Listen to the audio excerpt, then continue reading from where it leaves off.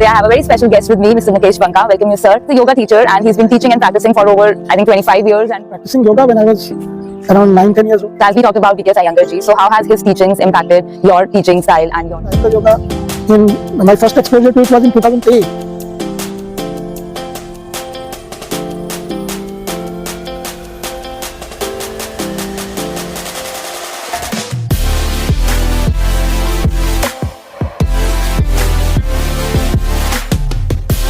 As a male yoga teacher, is there any consideration or is there any challenges that you feel when you teach a female yoga student? You can judge the purity of your action and intent. Yes. Misused by many, but then they are not pure. Yes. They are not doing yoga. Yes. Yes. Alright, one mantra that you live by. Don't do 200 hard session. Your wealth of knowledge and insights about Thank you for tolerating me. No, not at all, sir. Your experiences and the thoughts that you have shared today, I think that's going to be really valuable for the people who are going to see this video. And it was a pleasure having you here. And thank you so much. Thank you so much. Thanks everyone. I am Parul Jain and I welcome you all to my channel, wherein we talk about work, life, well-being, yoga and everything in between. I'm your host Parul Jain and today I have a very special guest with me, Mr. Mukesh Banka. Welcome you, sir. He's a yoga teacher and he's been teaching and practicing for over, I think, 25 years and more. He's based out of Delhi and even I had an opportunity to learn for a few months under his guidance. Although it was a very short span, but learnings that I got from him, like, it's still there with me. And I'm so happy to have you here, sir, today. It's a pleasure having you. Mine. Thank you so much. Before we dive into our deeper conversation, I just wanted to understand if you could share a little bit about your journey into Iyengar yoga or any other form of yoga that you've been practicing and how you became a teacher. Well, I'm a practitioner. I started practicing yoga when I was around 9-10 years old. We were in a school and we happened to have a teacher of Sanskrit who was taught in a Gurukul system. So where he also learned yoga, then he started taking yoga classes and I was a good student at both his subjects. Somehow, I don't know why, but I was a good student, both Sanskrit and yoga. Then after some years, he got accommodation inside the Air Force campus. My dad was in Air Force, so school was also inside the campus. So then he started conducting evening classes also. We could study under him for 2.5 years. I was then selected for sports yoga nationals, but then we got transferred and I never attended the nationals. Then later in college I started learning karate and kept doing whatever my teacher taught me as supplementary, complementary to my practice. To maybe remove the strains and pressures of practice or to complement my flexibility. And so at that time my understanding of yoga was very different from what it is now, but yeah, I used to use it as supplementary, complementary thing, especially the hatha part of it, the forcefulness of being in a situation. If you are in a situation, then continue being in a situation and don't quit easily. Attitude helped, which is the same attitude in many contact sports also. So the resilience. Then later, somehow I became a IT teacher. I was working with one of the leading IT companies at that time, and I was considered to be a good teacher. People used to travel from as far as Meerut to attend my classes, and now people travel from still far away, further far away to attend my classes. There was a student coming this month from Paris to learn from me, who is an online student, but he wants contact classes, so he's visiting Delhi for a week specifically to learn. Wow. Not going anywhere, staying in Delhi. Otherwise, travelers want to Travel and so explore much to so see in many our things. country. Yes. So yeah, accidentally then this work stopped due to many reasons, and then I was practicing one day with a friend who was watching TV, and then he thought he had few questions. I answered them. He's my friend who was my college mate, and he was my friend for 10 years. We share same date of birth also. So he told me you should start teaching. He rather forced me you should start teaching. I was very reluctant, but then I said, okay, I will teach, but if my first student doesn't like what I teach, I will quit. So my first student was a student from Bihar School of Yoga. She was from Munger, the birthplace of Bihar School of Yoga. And she had 3+ years of experience. And I had around 3 years of learning experience as a teacher, 2.5 to be precise. So I thought, well, there is my challenge. After the class, that girl told me she has never been taught like that. So that was my first teaching certificate. And since then, it has always been like that. My students always liked what I teach. They may not agree with my approach of teaching. I might be too harsh for them. For some, like I tell some of them, they won't be able to match if they are talking about same guy if they meet my different students. For some who don't perform at same level every day according to their capacities, see me as an angry teacher. It's not anger, it's frustration of not being able to communicate. And for some, I am like, Mukesh, you are so patient. So yes, teacher changes according to students. So that is how my journey has started, and now this is how it has been. But I never stopped learning through all my journey of teaching. I have never been a teacher only. Yes. I am We are always student first a student. Yes. and a teacher later. Yes. And I think that's there throughout our life. Every day, I think there's something to learn. So we Yeah. are first students and then teachers. In any line of Yes. knowledge-based work, the moment you think you know everything, you are done, you are compromised. Yes. Right? So, because the subject is so vast, people have Absolutely. poured their lives into it, generations and generations. 5,000 even the West believes now. But we believe it can be calculated. Bhagwan Ram did yoga 7,000+ years ago, dated now. Can be proven he existed that many years back, according to many modern techniques, where they measure sedimentation, presence of rivers, flow of waters, sea levels, position of stars, and all that. So yoga existed since Vedic Kal, which is minimum 10, 12, 1,000 years ago or more. So it's been there forever. Right? So many generations of supremely intelligent people have poured all their knowledge into this subject. So it can't be learned by somebody in a single just lifetime. One life. Yes. Absolutely. So and even our own body, like yoga is done for the body mostly in modern days.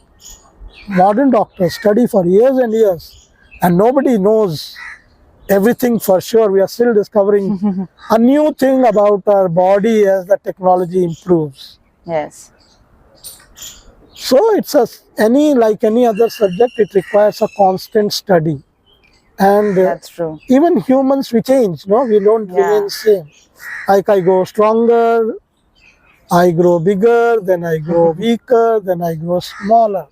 How can I practice through all the stages of my life? Yes. Has to be learned, has to be experienced first and Yes. foremost.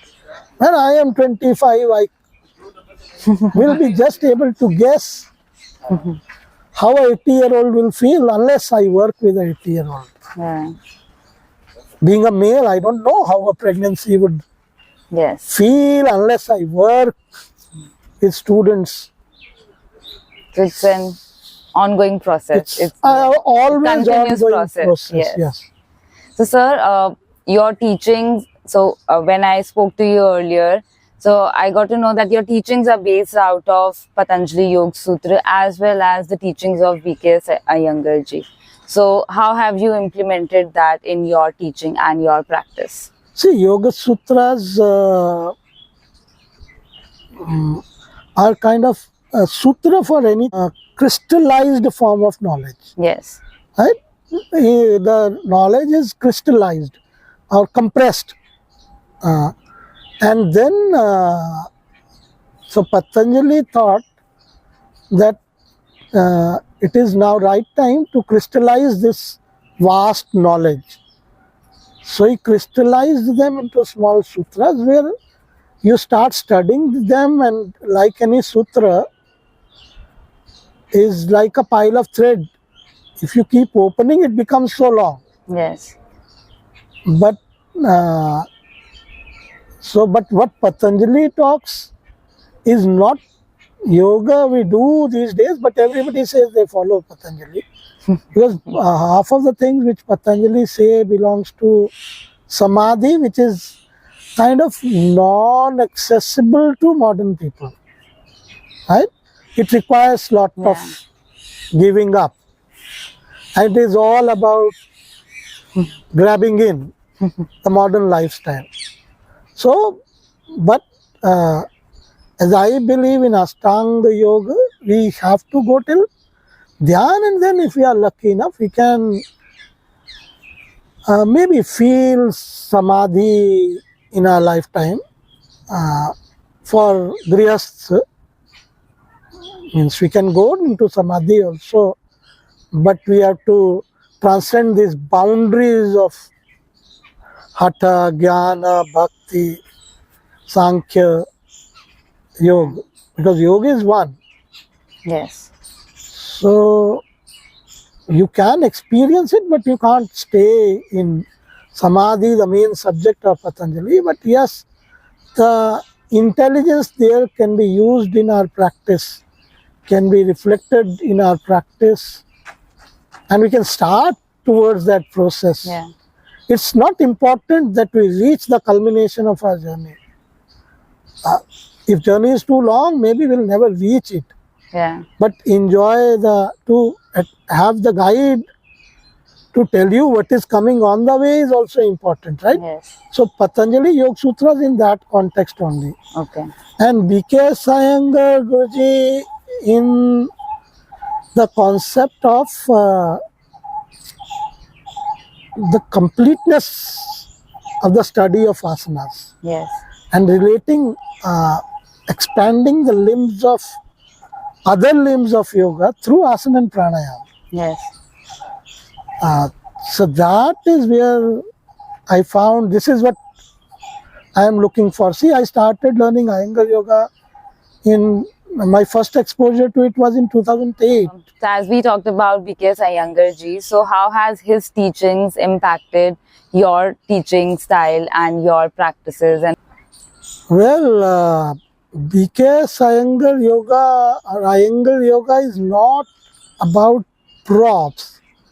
Props came later. came after. The body is first and foremost prop. Yes. That is what Guruji says. Hanji.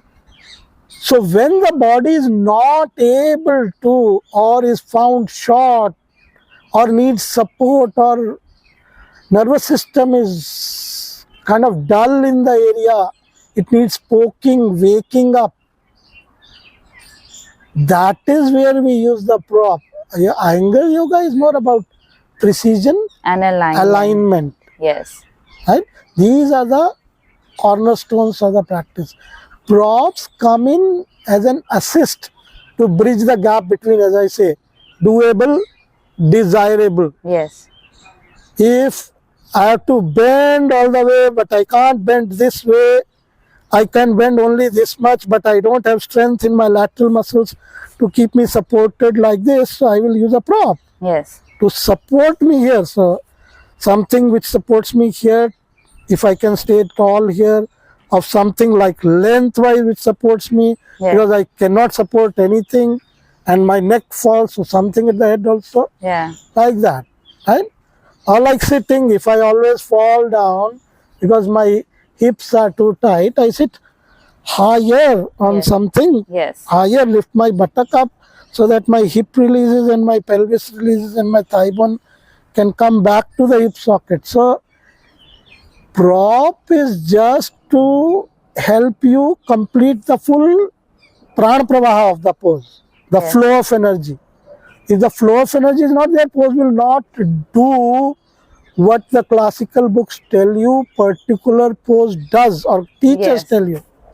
So asanas just help you to regain your prana, and prop come in a way of helping you to do what you cannot do.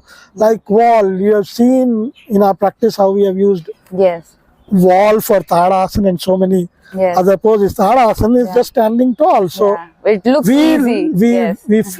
we kind of have a tendency to lean forward. So wall and back of the body is not feelable so easily because Yes. it is not seeable. Yes. So you stand with the wall and you try to feel your body with the wall because it is solid, tangible thing behind you. Yes. So you can feel that. You It's can not feel seen. that, Yes. right? If it is not to be seen.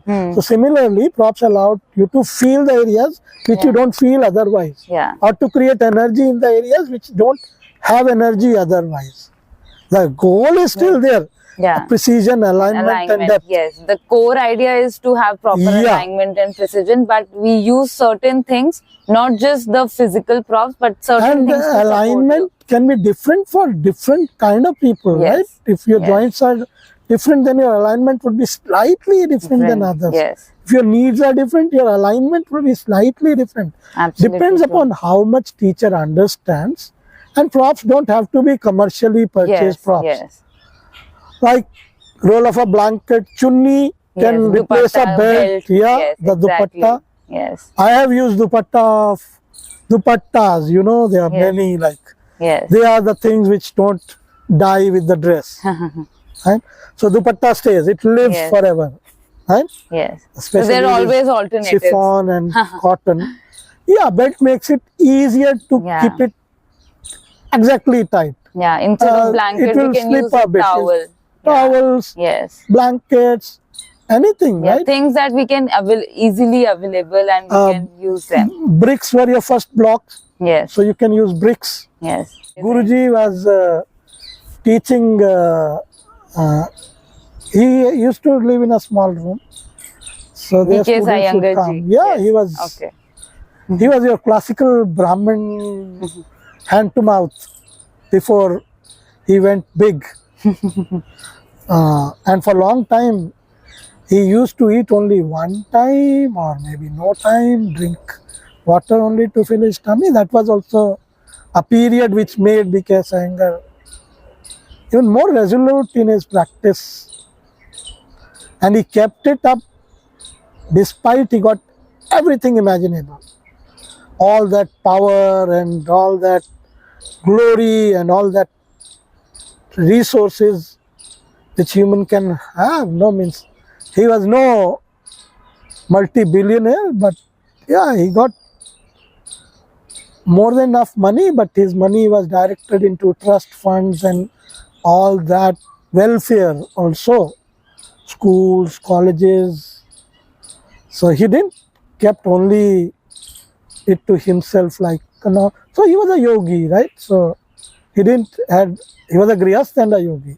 So he kept enough for him and his children and even grandchildren to survive properly, to give them what he didn't had, and still did the good work what one should do. So he was teaching in this small room, and a student was not able to do something, and then he went out. You know, there are pathways made of bricks. Yes. So he just went into the pathway near his house and loosened 1 or 2 bricks and started using them, and those were first the blocks. Yes, they don't call it block. The traditional Iyengar teachers, they never call it block, because I've seen him in a video also to say block creates a block in the mind. So you call it a brick, the big brick, the small brick. Now they are like maybe 10 plus different kind of blocks. Yes. Block as in block of wood he uses, but now blocks are of different kinds available. Different material. Yeah, because as the use desire, but his was wood first, the actual block, hard block, because hard things have more kind of more force to make their presence known. Soft things can mold according to your weight or how you press them, like these foam blocks. Yes. They don't provide support. They can mold according to your body. Yes. Whereas a wood block or stone block will not mold according to how your body is. You have to mold your body as per it. So suppose if I press on it, it will stay like that only. But if I press properly, I will get an upward action. I pressed here, so it's like a yoga danda. I keep a yoga danda here and I press my elbow into it, and then I become taller, and then I can sustain this with my palm pressing the thigh here. So I'm in a yoga danda, sustaining my pose. So that is a prop. So whatever is available. Your plant, gamla, wall, furniture. My students have told me many a times that after they start practicing with me, they came to know how their house is specifically designed to practice yoga. Because there's so many things available. They thought is useless in my house. They started using it in the practice. Like kitchen counter. Is the biggest prop in Iyengar yoga. That horse, what they call the pummel horse, the big wooden dummy. Your kitchen counter can do same thing. Even this bench can do the same thing. Although a shorter version of it can do the same thing. So prop is limited by only your imagination. And one of my students told her friend in a class, long time before I was not practicing Iyengar yoga, a strategically placed, strategic is a very important word here, a strategically placed cushion by him, me, will act either as a point of pleasure or a weapon of mass destruction. Point of pleasure means it will remove, elevate the compression or the pain you are having, or it will make you work very, very hard in a particular area which you are never working. So weapon of mass destruction. Means whole that area will destroy muscularly, because they were thinking in terms of exercise, right? Tired. So engaged, that means a sleeping area can be engaged, or an over engaged area can be put to rest. So it can be either ways. So that is what prop can do. And that prop comes from the desire to help a student out of a situation. That is how props came into Guruji's life also. Any instance that you remember that your student or you have used any, a prop in a very unusual or an peculiar manner, interesting manner? There was this example. I had this guy, a big 6'3" British guy, young boy, 22, 23. He had to go back from India. He was doing some internship and he had to go back and he wanted to do a Vipassana training. And I didn't knew about it, anything about it. So he had an impression that he had to sit for long hours there and he could sit. And in his house, he had all but one soft, these blankets. You have these polyfill kind of blankets, rajai, and blanket mix kind of thing, super soft. And super soft means difficult to mold also. That was a prop we used. He used to sit, say, suppose at this height, to sit proper, about, say, 8 inches higher, so that his spine can be tall and all that. So that is what we used for 2 months. He had only 2 months, and we made him develop the ability for him to sit. And then I went to a market and I developed. He somehow found Vajrasana, which is easier to do anyways. So he found it that he would use Vajrasana as a sitting, and then we are using that same thing under his buttock to elevate his buttock, pelvis, and still not depositing the buttock weight onto the ankle itself because it is painful also. So I made something because of my karate experience also. I made something for him, Seiza bench. It's a tilted bench. And then I designed it without knowing how it can be. That time internet was not that prevalent. I designed it to be folded, tied with a yoga belt and hung on the shoulder. So I made that prop for him. And later I saw, yes, that's a design. That is what they do. So it's a desire to help. Props come like that. And of course, a great understanding of body. So Guruji had very, very detailed understanding of the body. And then he would see to access which areas, how the prop can be designed or redesigned. At what time he was also called furniture yogi. The wooden furniture he would get constructed to do a particular pose. I've seen many of such like we see this backbending Viparit Dandasana bench. You can find it in parks also, this round. So it's all about how you imagine things and your creativity and your understanding of the body. Yes, understanding of the body, and different people's need to be accommodated into that prop. So once it is fixed, so they changed, like Viparit Dandasana bench changed from a road roller tire to a chemical drum, these drums we use for water storage, to its modern form, what is even called a whale in West. So it looks like a whale fish. I've seen somebody use the bucket also, like in a cylindrical bucket. Gas cylinders, buckets. What is the wheel? See the yoga wheel. It's a round thing. I can use a cylinder also, unless I am not putting my feet under it. But if I am strong just enough, for the back, I can go into Vajrasana, put the cylinder under on my legs also if I am not weak, if I can tolerate that kind of strength. Or just, I have used a cylinder to teach Urdhvasana also. Because normally people won't lift their frontal body and will compress their shoulders to do Urdhvasana.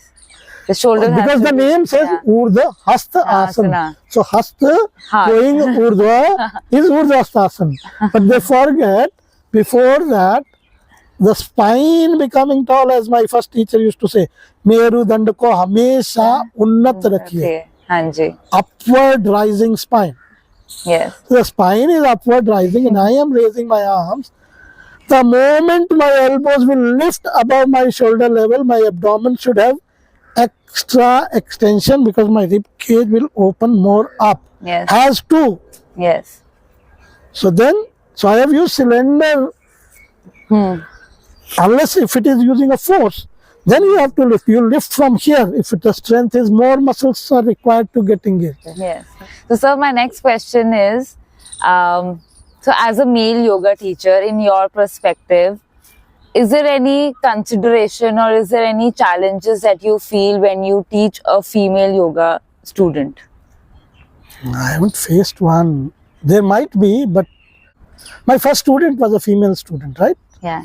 One of my student, she was with me for 5-6 years after she went out. She still stays in contact. She was Irish, so she told me when she is going.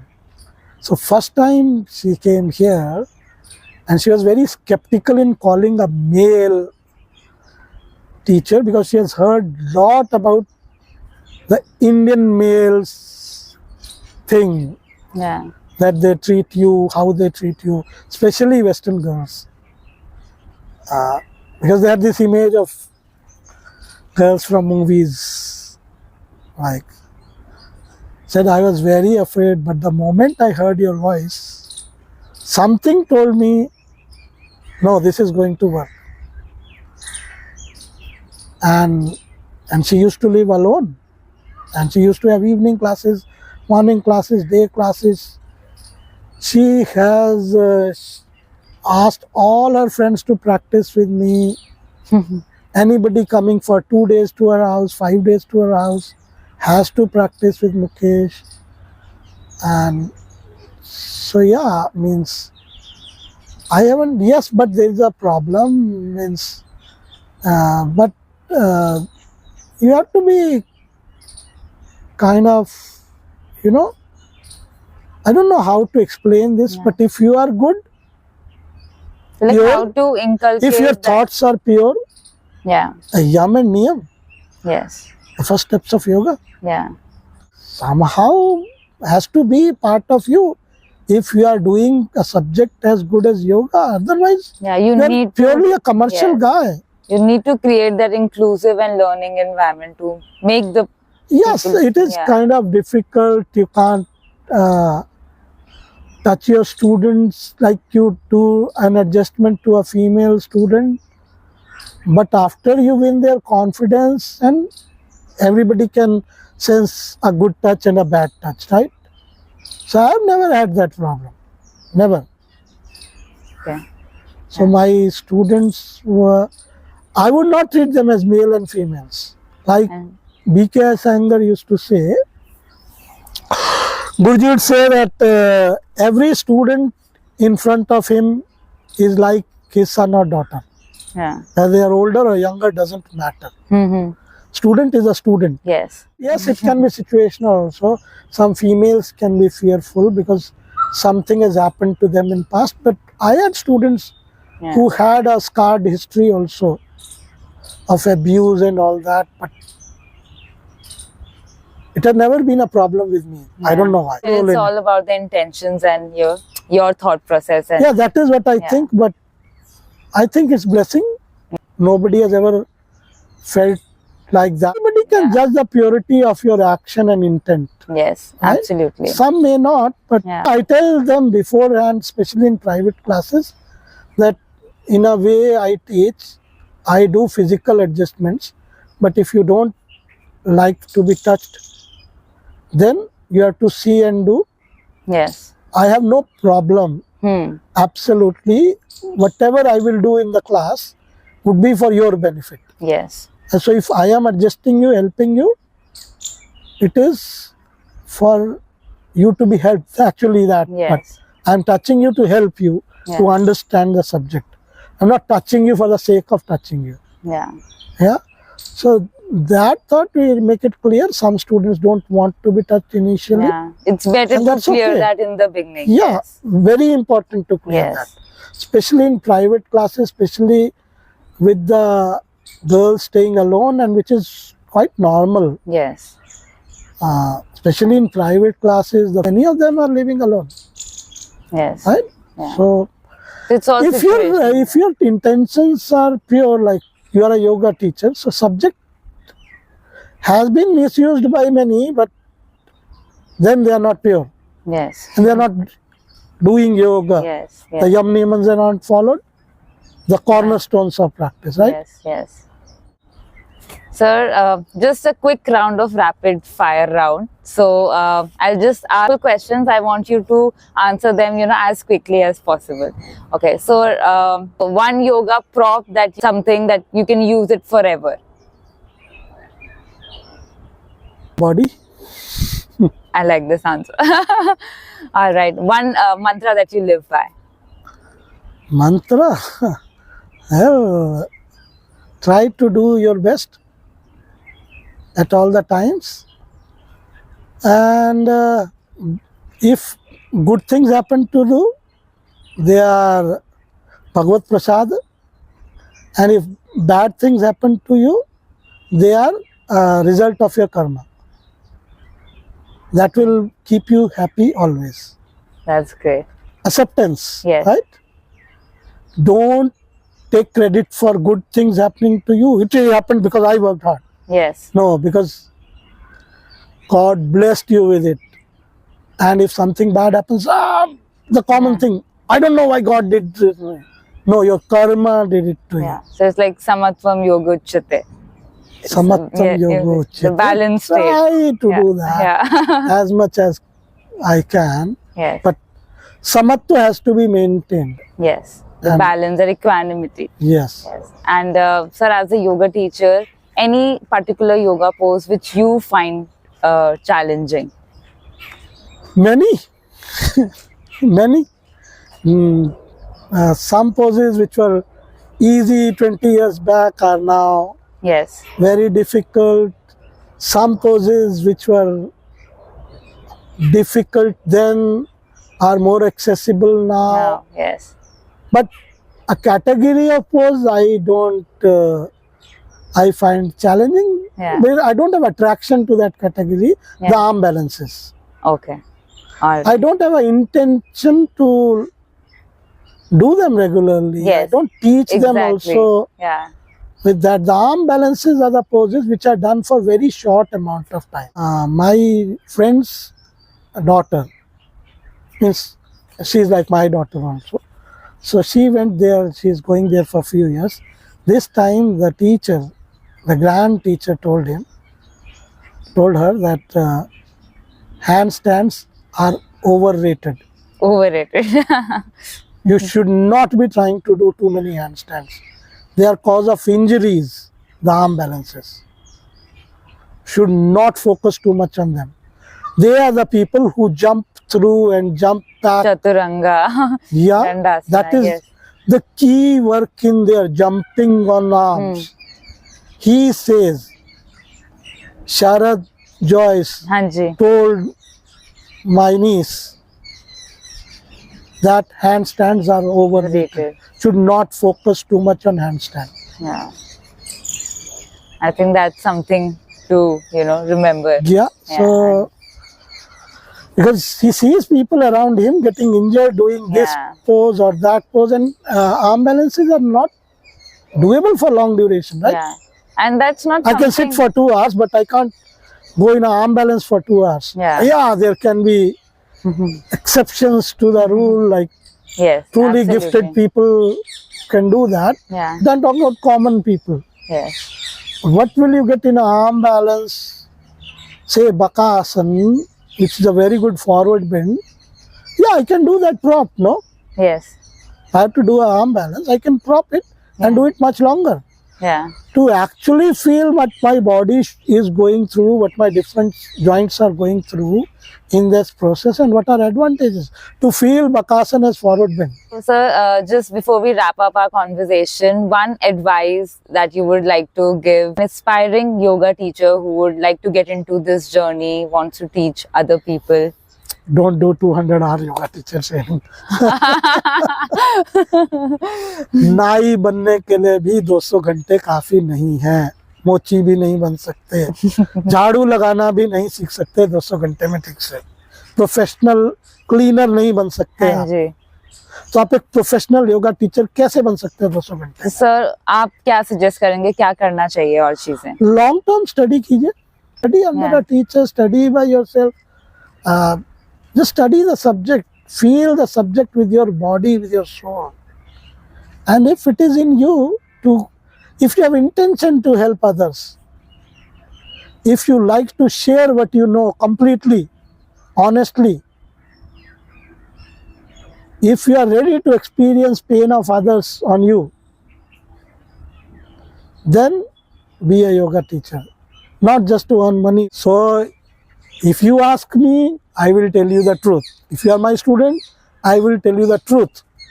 As I see it, I may not see all of it. Yeah. Right? I am not claiming that I know all. But if I see a problem in you, I will tell you that is very well a problem, and I will keep telling you till you correct it. Yeah. I will give you a solution Yeah. also. So I will tell you why you have this problem, what you need to change to resolve this problem. So thank you, sir. Thank you for your valuable time, and thank you for sharing your wealth of knowledge and insights about Thank you yoga. for tolerating me. No, not at all, sir. Your experiences and the thoughts that you have shared today, I think that's going to be really valuable for the people who are going to see this video. And it was a pleasure having you here. And thank you so much Thank you once so again. much. Thank you. Thank you, sir. And to our viewers, thank you for watching this episode. Remember, the beauty of yoga lies not just in the poses but in the transformative journey within. I would like to share a famous quote by BKS Iyengar ji. Yoga is the light which once lit will never dim. The better your practice, the brighter the flame. If you enjoyed today's episode, don't forget to subscribe, share, and stay tuned for more enriching conversations. Until next time, thank you and namaste.